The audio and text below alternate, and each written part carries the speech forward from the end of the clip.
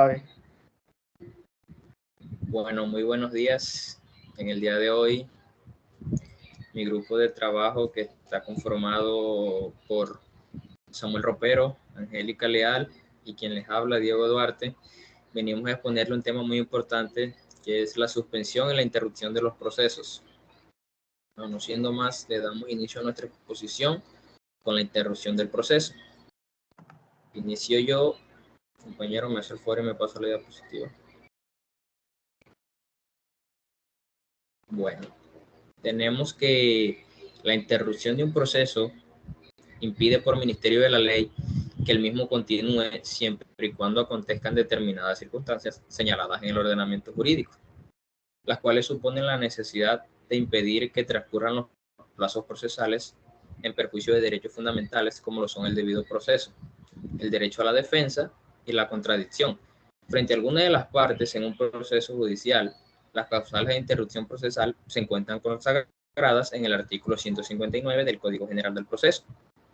Según lo normado en este artículo, el proceso o la actuación posterior a la sentencia se interrumpirá por muerte, enfermedad grave o privación de la libertad de la parte que no haya estado actuando por conducto de apoderado judicial o representante o curador ad litem. Tenemos otra causal que es por muerte, enfermedad grave o privación de la libertad del apoderado judicial y alguna de las partes o por inhabilidad, exclusión o suspensión en el ejercicio de la profesión del abogado. Cuando las partes tengan varios apoderados para el mismo proceso, la interrupción solo se producirá si el motivo afecta a todos los apoderados constituidos.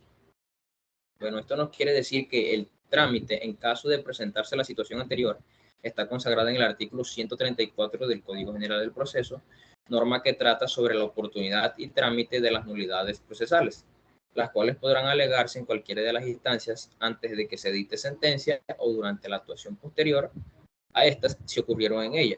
El inciso segundo de dicha norma dispone que la nulidad por no interrupción del proceso en caso de enfermedad grave deberá alegarse dentro de los 5 días siguientes en el que haya cesado la incapacidad. Bueno, lo anterior nos quiere decir que ante la circunstancia aludida, muerte o enfermedad grave del apoderado judicial de alguna de las partes, el trámite que se debe surtir está señalado en la ley y en efecto el apoderado aquejado de la enfermedad, una vez cese la incapacidad, debe dirigirse ante el juez de conocimiento con la prueba de ello y solicitar la nulidad de las actuaciones surtidas durante el término de su incapacidad y el juez, examinada la prueba, decidirá sobre la eventual nulidad. Bueno, tenemos otro causal que es por muerte, enfermedad grave o privación de la libertad del representante o curador ad litem que esté actuando en el proceso y que carezca de apoderado judicial. Bueno, esto nos quiere decir que en consecuencia se declara la nulidad de todo lo actuado desde la fecha de muerte del representante o curador ad litem que esté actuando en el proceso. En cuanto a la configuración de las nulidades procesales, el numeral 3 del artículo 133 del Código General del Proceso, causales de nulidad, nos señala que cuando se adelanta después de incurrida cualquiera de las causales legales de interrupción o de suspensión, o si en estos casos se reanuda antes de la oportunidad debida.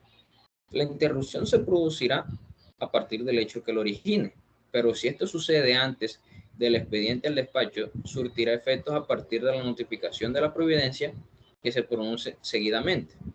Durante la interrupción no correrán los términos si no podrá ejecutarse ningún acto procesal, con excepciones de las medidas urgentes y de aseguramiento. Compañero, me hace el favor y me pasa la diapositiva.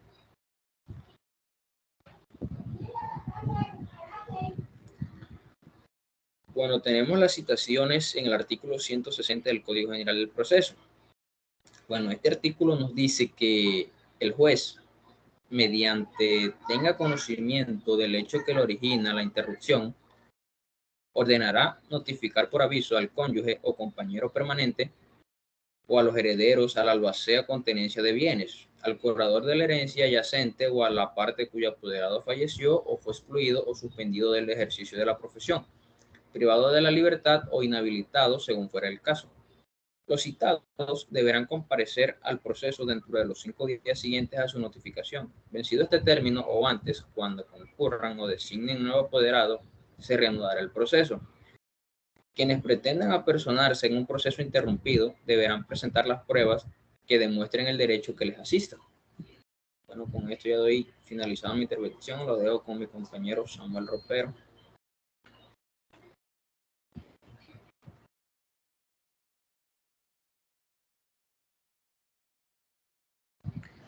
Muy buenos días, compañeros. Mi compañero Diego ya habló sobre la interrupción de los procesos y me toca a mí entonces hablar sobre su suspensión. Muy bien. La suspensión de proceso es una herramienta que permite parar o detener el proceso o demanda por determinado espacio de tiempo según el Código General del Proceso. La procedencia de la suspensión del proceso debe ser resuelta por el juez que conoce de este. Se diferencia la suspensión de la interrupción, en el que la interrupción se genera cuando ocurren situaciones externas que perjudican a las partes y que no les permiten ejercer de manera efectiva su derecho de defensa. Mientras que la suspensión puede ser acordada incluso por las mismas partes. El proceso también podrá ser suspendido en los casos especialmente contemplados en la ley, principalmente según el artículo 161 del Código General de Proceso, que dice: el juez, a solicitud de parte formulada antes de la sentencia, decretará la suspensión del proceso en los siguientes casos. 1. Cuando la sentencia que deba dictarse dependa necesariamente de la que se decida en otro proceso judicial que verse sobre cuestión que sea imposible de ventilar en aquel como excepción o mediante demanda de reconvención. El proceso ejecutivo no se suspenderá porque exista un proceso declarativo iniciado antes o después de aquel, que verse sobre la validez o la autenticidad del título ejecutivo. Si en este es procedente alegar los mismos hechos como excepción. El segundo caso, cuando las partes apidan de común acuerdo por tiempo determinado. La presentación verbal o escrita de la solicitud suspende inmediatamente el proceso, salvo que las partes hayan acordado otra cosa. Si la suspensión recae solamente sobre uno de los procesos acumulados, aquel será excluido de acumulación para continuar el trámite de las demás. Las causas de suspensión por petición de común de las partes para que por tiempo determinado se suspenda el proceso, solo menciona la suspensión inmediata del proceso por la presentación de la solicitud, a menos que las partes hayan acordado otra cosa, y no señala que deba ser por escrito, autenticado como exigía el derogado Código de Procedimiento Civil. ¿Qué más? También se suspende el trámite principal del proceso en los demás casos previstos en este código o en disposiciones especiales sin necesidad de decreto del juez. Después de la suspensión, después de la suspensión, corresponderá entonces al juez que conoce del proceso resolver sobre la procedencia de la suspensión. Seguido, se hablará sobre la reanudación de un proceso suspendido.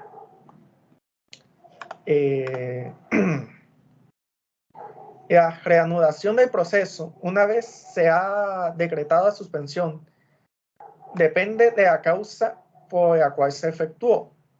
Por un lado, si la suspensión se decretó en razón a lo que se debía decidirse en otro proceso, se reanudará el proceso cuando el juez decrete dicha reanudación, para la cual se deberá presentar copia de la sentencia ejecutoria, de la cual depende la decisión del proceso suspendido. Es necesario que cuando se trate de prejudicialidad, es decir, cuando la decisión del proceso civil dependa de la que se tome en otro proceso, que la copia de dicho fallo se presente dentro de los 2 años siguientes al decreto de la suspensión del proceso, de conformidad con lo señalado en el artículo 163 del Código General de Proceso, que dice lo siguiente: cuando la suspensión del proceso por prejudicialidad durará hasta que el juez decrete su reanudación, para la cual deberá presentarse copia de la providencia ejecutoria que puso fin al proceso que dio origen. Con todo, si dicha prueba no se ofició, no se aduce dentro de los 2 años siguientes a la fecha en que empezó la suspensión, el juez de oficio o a qué petición de parte decretará la reanudación del proceso por auto que se notificará por aviso. Vencido el término de la suspensión solicitada por las partes, se reanudará el oficio.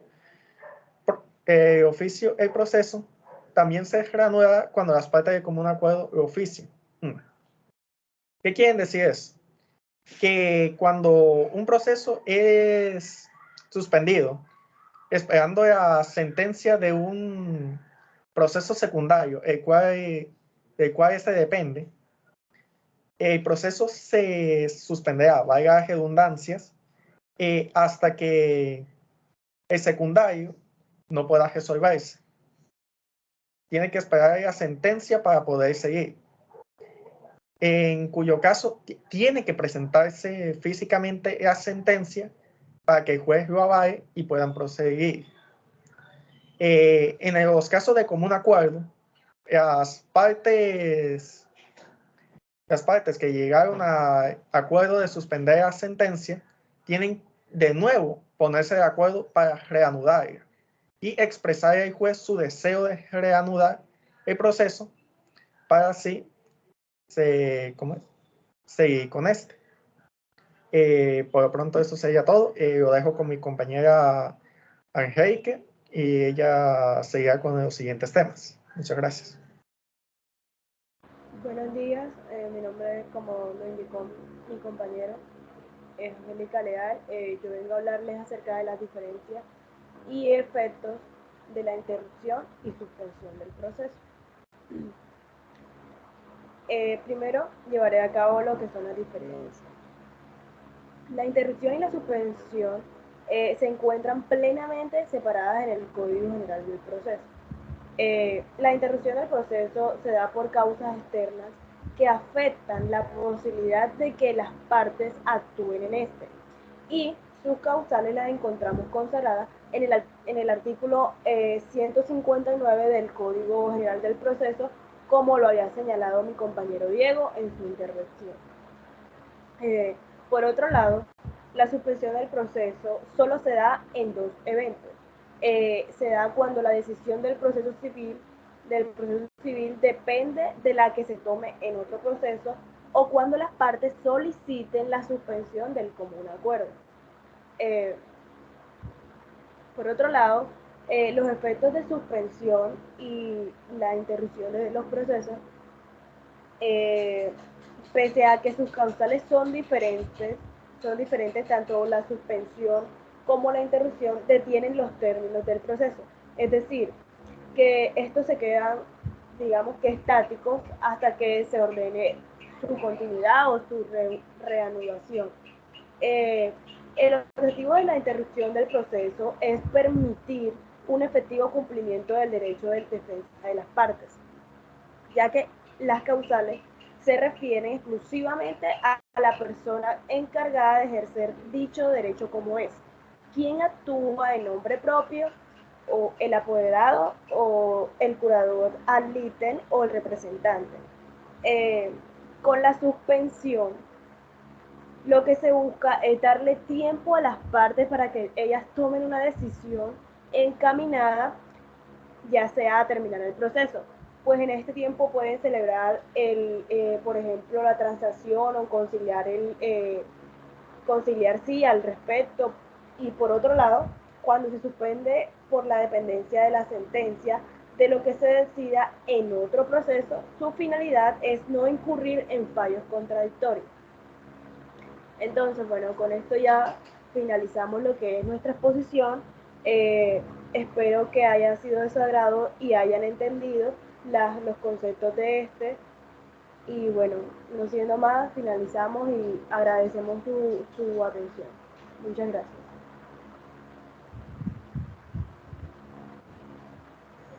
Muchas gracias a todos. Muy bien, eso sería todo.